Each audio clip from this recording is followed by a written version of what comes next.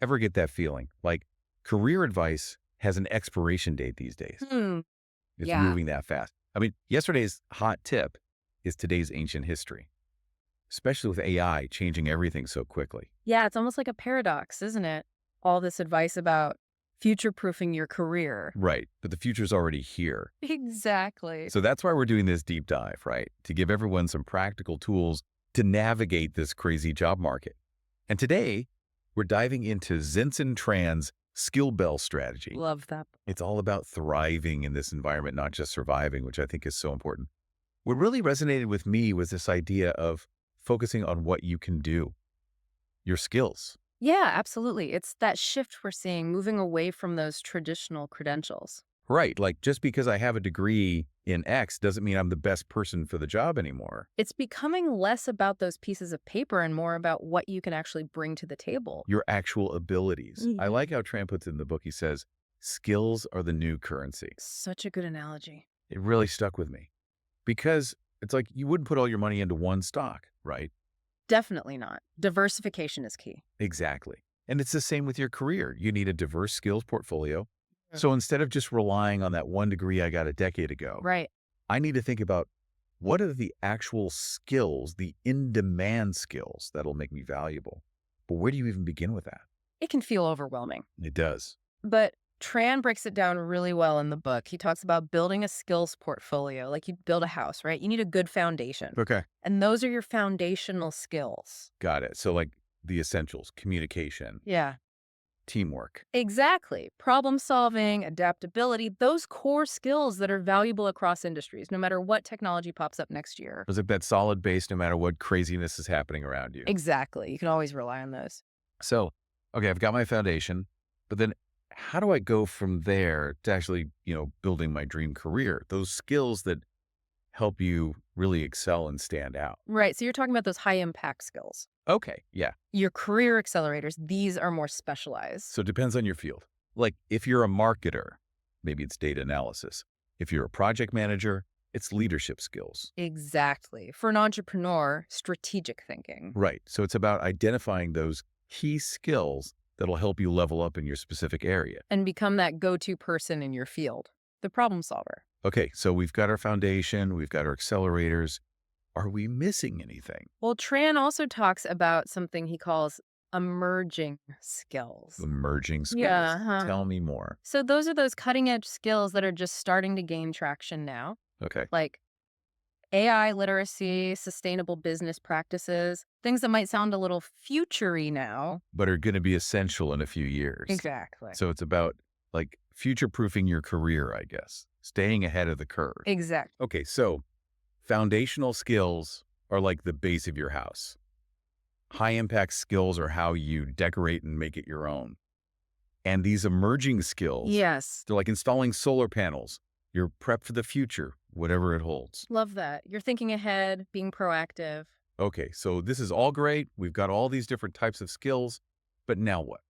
Well, that's where things get really interesting because it's not just about having all these different skills, it's about how you combine them. And that's where we get into this idea of skill stacking. Okay, skill stacking. Hit me with it. Mm. This is starting to sound a little complicated. It's actually simpler than you think. And we'll unpack it all after a quick break.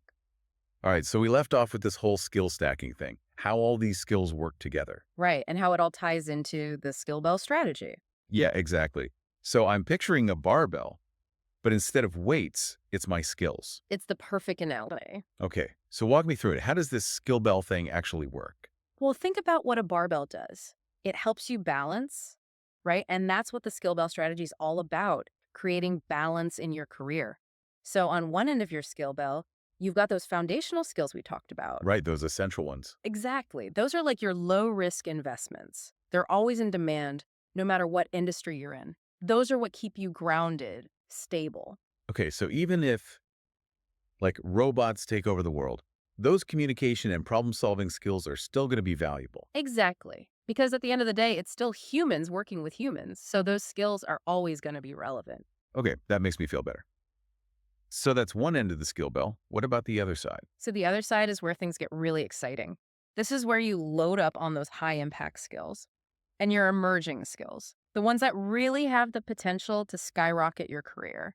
So this is where I'd focus on like data analysis or AI or whatever is super relevant to my field and my goals. Exactly. These are the skills that might take a bit more time and effort to develop, but they have a huge payoff. Higher risk, higher reward. Exactly. But I'm guessing the strategy isn't to just pick one side of the skill bell and forget about the other, right?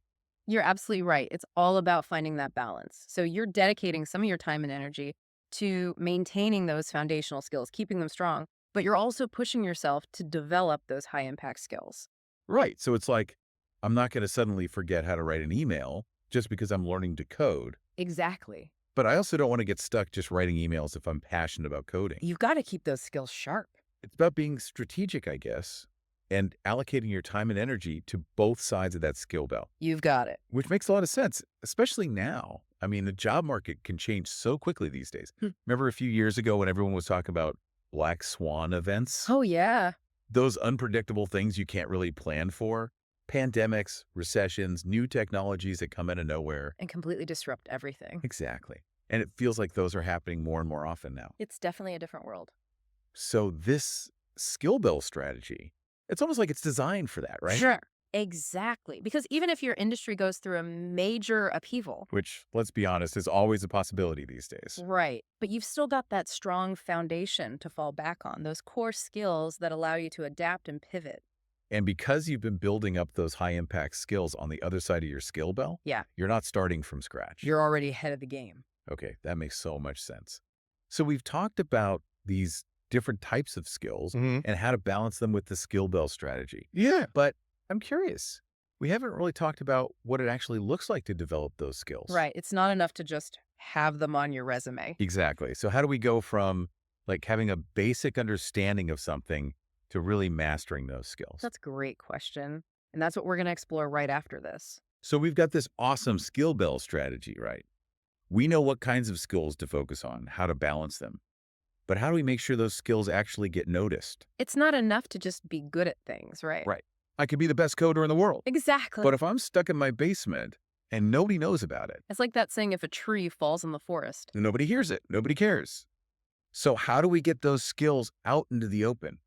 How do we make them work for us? We have to be proactive. It's about showcasing those skills, making them visible to the right people. Show, don't tell. I like that.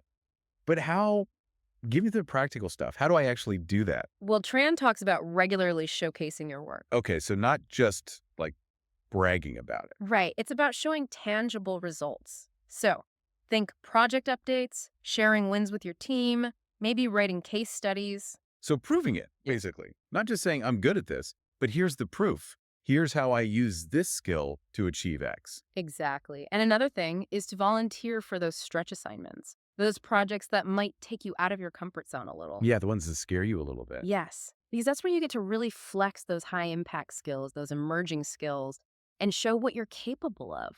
And it shows you're not afraid of a challenge. You're eager to learn and grow. Exactly. You become that go-to person, the one everyone wants on their team. Okay, love that. So showcasing our work, taking on challenges. What else? Another big one is knowledge sharing. Okay, so don't hoard all those skills to myself. Exactly. Share what you know. And one way Tran talks about doing that is through content creation. Content creation. So like writing blog posts, Mhm. making videos. Exactly. Speaking at events, doing webinars, whatever feels right for you in your field. And this is where those emerging skills can really shine, right? If you've been like secretly teaching yourself AI in your free time, Yes. Share what you're learning. you could become the go-to expert on that. It's about building a community around what you're passionate about. Right. It's not just about showing off your skills. It's Mhm. about helping other people, Mhm. connecting with people who share those interests. Absolutely. And of course, good old-fashioned networking is still crucial. Networking. Okay, so get out there and meet people. Yeah. Conferences, events, that kind of thing. Exactly. And don't underestimate the power of online networking too. Joining professional groups, engaging in online communities. LinkedIn, all that. Yes, because you never know where those connections might lead. It's all about building relationships. Exactly. Okay, so much good stuff here. To wrap things up, what would you say is the biggest takeaway from all of this? I think it's about realizing that the future of work is in our hands. It's about taking ownership of our skills. Right. It's not about waiting for someone to hand us a perfect career on a silver platter. Exactly. We have to build it ourselves. And the Skillbell strategy gives us the tools to do that. It's about identifying our strengths, building a diverse skills portfolio, and then showcasing those skills, making sure the world knows what we're capable of. It's about being adaptable, curious, and constantly learning. Because that's how we future-proof ourselves. Yeah. Not just for the jobs of tomorrow, but for a lifetime of fulfilling work. Exactly. I love that. Well, on that note, I think we've given everyone a lot to think about today. Hopefully a lot to be excited about, too. Yes. This isn't about being intimidated by the future of work. It's about embracing it Absolutely. and taking control of our own destinies.